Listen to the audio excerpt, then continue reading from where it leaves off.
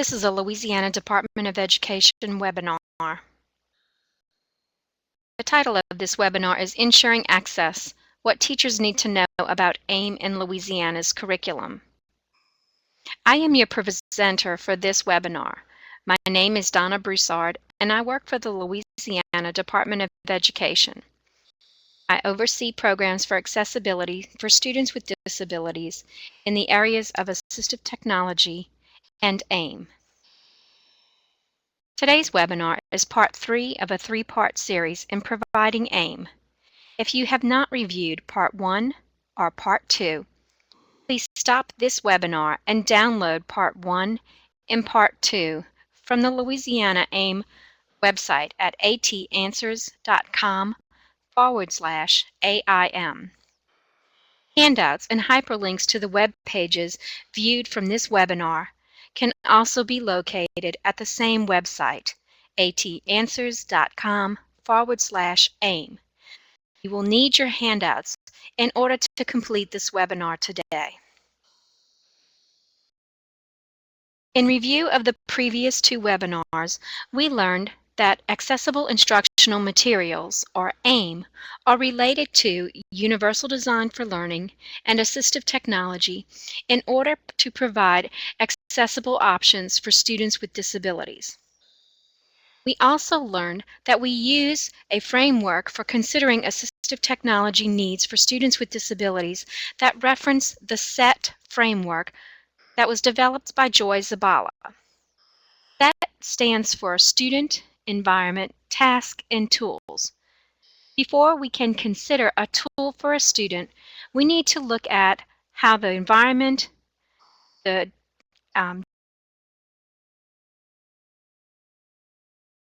disability related to the student, and the task affects the student's performance. Therefore, we will use this guiding question when determining the need for AIM. Given standard print-based curriculum materials used in the content area, does the student have difficulty accessing or gaining meaning from these materials? This guiding question was developed from a consortium of state leaders and AIM consultants. Louisiana adopted this question and developed a matrix of guiding questions for determining the need for AIM. The guide uses the SET framework and other ideas presented from collaborating states in the AIM consortium, especially the states of Pennsylvania, Georgia, Iowa, Minnesota, and Indiana.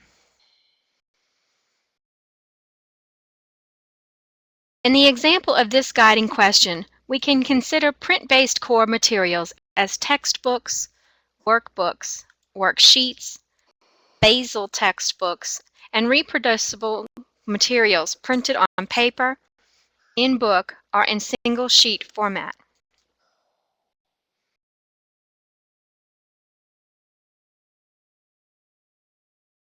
The pamphlet guiding questions for determining the need for AIM are also provided in your handout. This small graphic is a representation of that handout. The matrix in the blue section will list questions that we will review in the next few slides. Please follow along on this handout as we review each question.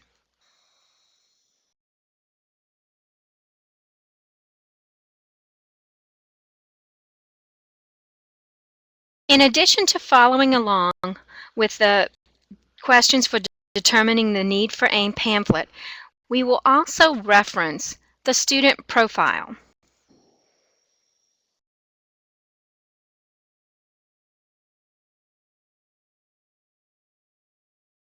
I am loading now an example of the student profile that you should be able to find in your handout. This profile references a student named Lydia. To read this profile, stop the webinar.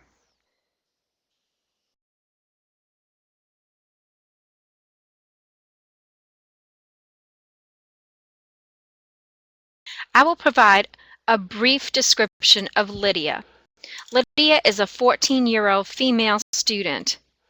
She is in an inclusive setting with accommodations and modifications as needed. Her classroom consists of 4 classroom desktop PC computers with Office-type software and typical software for academics. A computer also consists of a flatbed scanner with optical character recognition or OCR software and other assistive technology for text-to-speech and word prediction. Lydia has a specific learning disability. She has 2 regular education teachers, a special education teacher for 1 hour per day in inclusive settings, and a paraprofessional whose assigned settings will shift with the schedule. Lydia, her mother, and her younger brother moved to Louisiana last year. Her mother does not speak English. Her family has a computer at home that is connected to the internet. The computer has a free text-to-speech software program. Lydia also uses word prediction features on her cell phone if she has trouble spelling a word on a computer. Lydia's learning disability is in the area of reading. She is reading on a 3rd grade reading level, and she demonstrates on-level listening skills. Her accommodations include the following: tests read aloud, assignments read orally, extended time, teacher-provided notes during lecture while Lydia marks the important concepts with highlighters, use of text-to-speech software with a flatbed scanner for independent assignments, not usable during reading instruction, and use of word prediction software for writing assignments with the Predict Ahead feature disabled. Lydia attends after-school tutoring. She usually depends on a peer or a teacher to read new words to her. Once someone tells her a new word, she usually returns it. For homework, she must wait for her mother to complete cooking and cleaning for assistance, but the language barrier makes it difficult. Her comprehension skills are adequate. She has on-level skills for completing math computation and problem solving. However, she has difficulty reading word problems.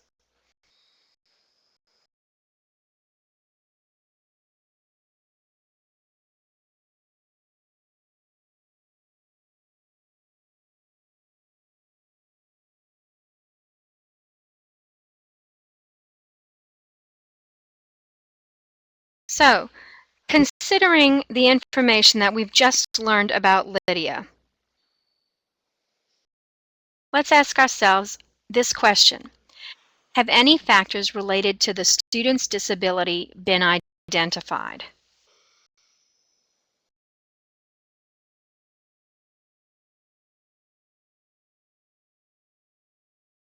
If you've answered that there is a factor that's related to reading disability, you are correct. Another factor to consider is the student able to read at a sufficient rate and with adequate comprehension in order to complete academic or curricular tasks with success relative to her same age peers. It seems like a common question: what is the student's reading ability? But sometimes teachers are unable to give us any data that would support the student's disability. If a teacher cannot get data such as DIBEL scores or a grade level, you can refer to the current Significant Disability Literacy Project website. Let me share that screen with you now.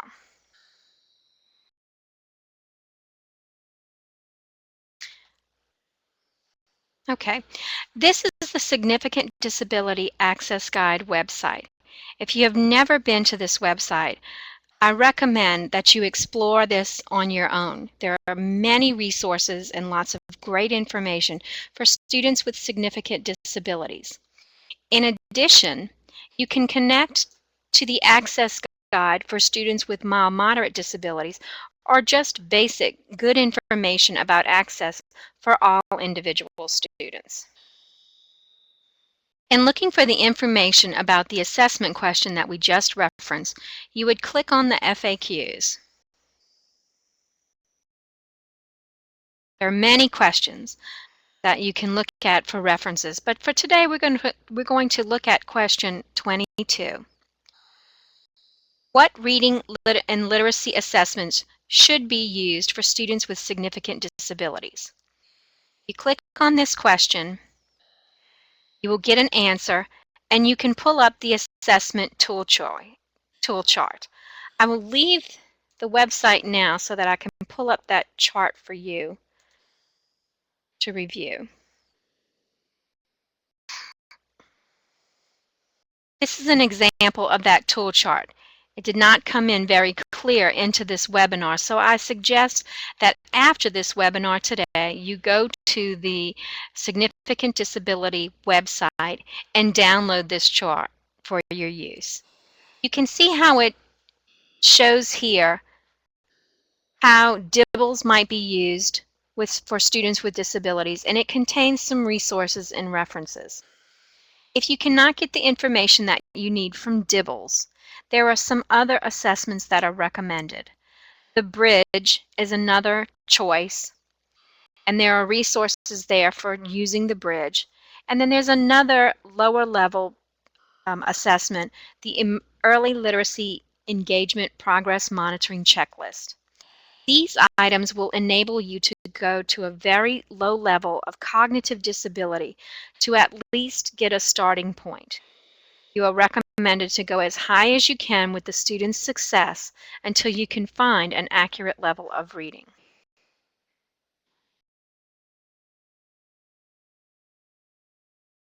Let me get back to our document.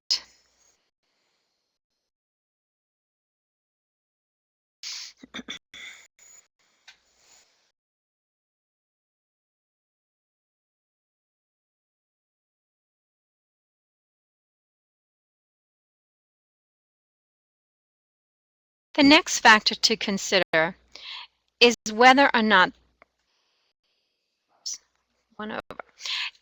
is to identify any barriers other than a print-based format that prevents a student access to instructional materials.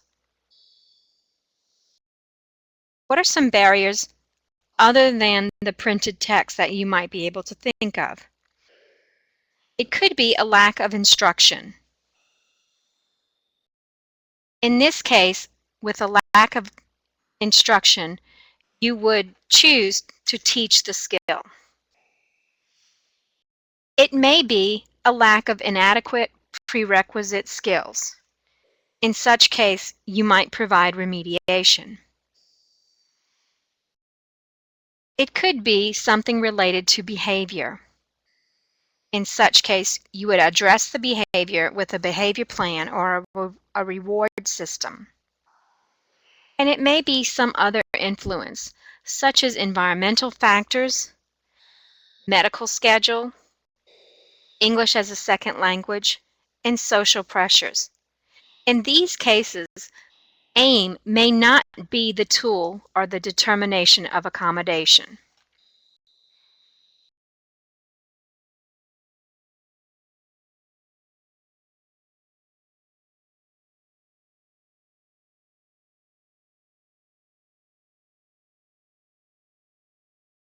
Sometimes the curriculum barrier is related to how the curriculum is developed. What is the goal for learning or participation in an assignment? Is it correlated with the IEP goal? Has the goal been modified to address the current level of functioning? Is the instructional team, the regular education teacher, the paraprofessional, or any of the other therapists included in the modification, and have they been made aware of all of the modifications? What is the method for instruction?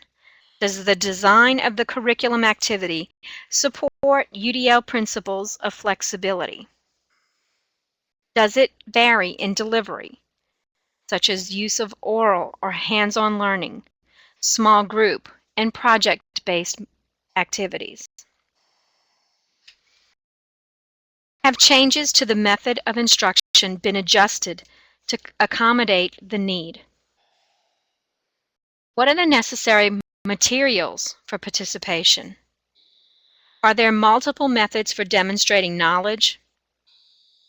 Have materials been prepared and provided to the student, the regular teacher, or the paraprofessional in adequate time to facilitate the assignment? What about the format of the assessment? Let's take a look at the CAST website.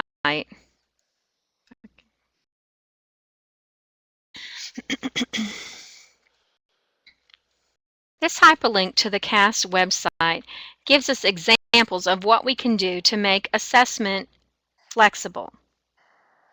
Here's some of the recommendation. If you are accessing the ability to create a coherent narrative, you can offer a wide variety of media for that composition, included recorded speech, images, video, animation, or dance. Let's see. I'm trying to get this so that you can all see the whole page.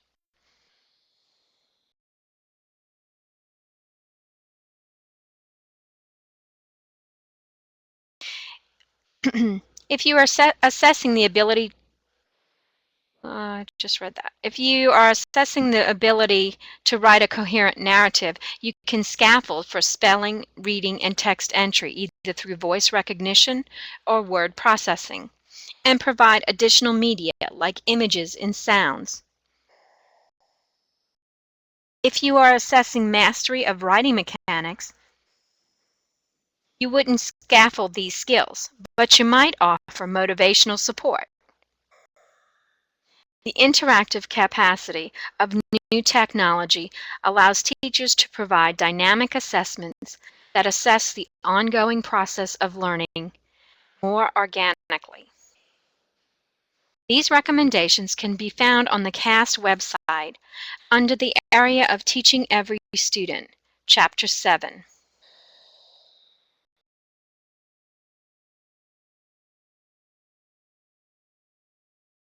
Get back to our PowerPoint.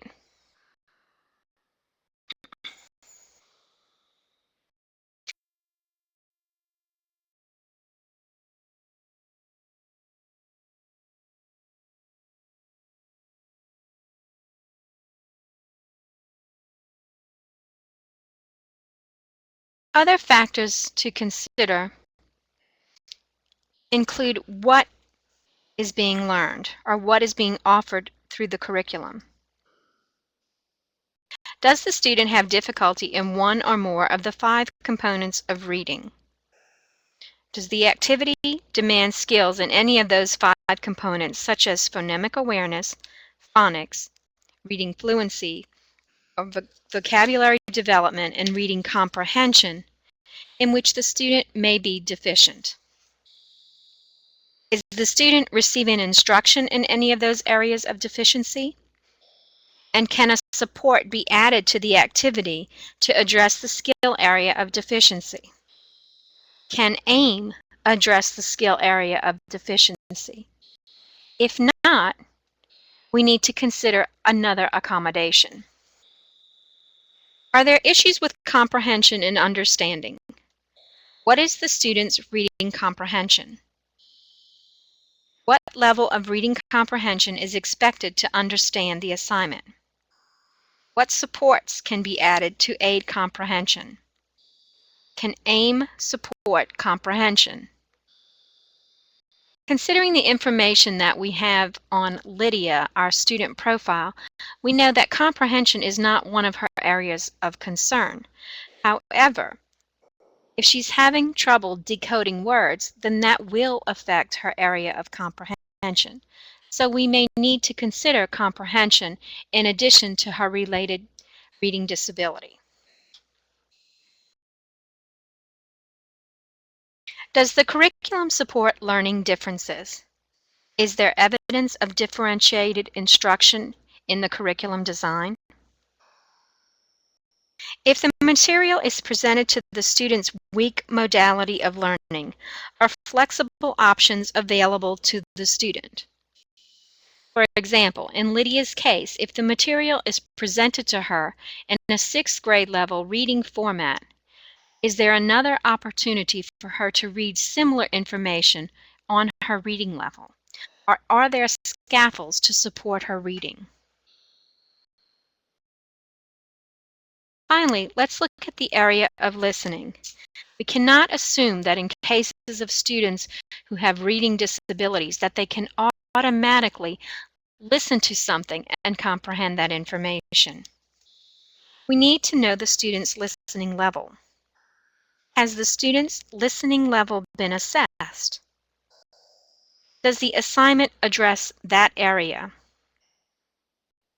Does the assignment include listening from teacher to student or from student to student? In some cases, that level of listening can be different. Does the aim require listening skills?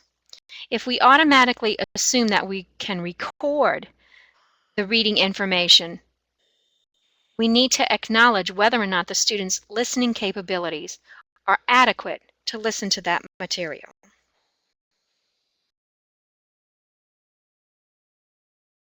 Refer to the student profile on Lydia and answer these questions about factors to consider.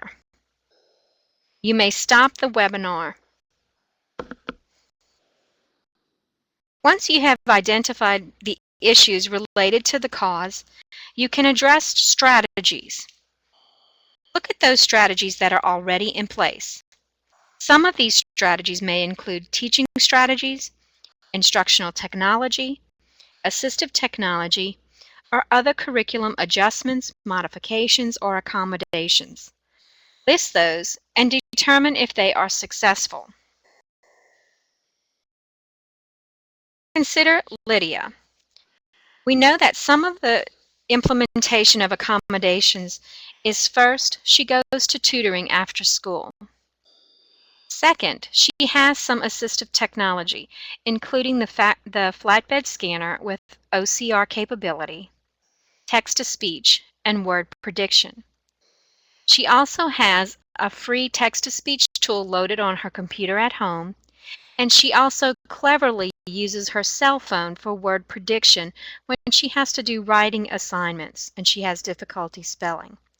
So we would list all of these as strategies that are already included.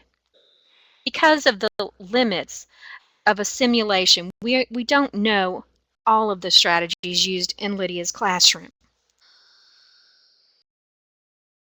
Identify if the student is currently using AIM, what format or what style. We can assume that since she has the flatbed scanner, Lydia is probably using a digital format of text. She's bringing it into the computer so that she can use the text-to-speech software and, of course, the word prediction for writing. Identify any teacher-made accommodations. We don't know in Lydia's case. Ask the student and the parent what they are doing at home to accommodate reading for homework and pleasure reading. As we just mentioned, we know that Lydia is using her assistive technology at home, but she's still having some difficulties. And the fact that her mother's first language is not English is making it difficult. Also, don't forget to ask the student which format he or she prefers. When we automatically jump to a book read aloud, that may not be the student's best choice, so don't forget to ask.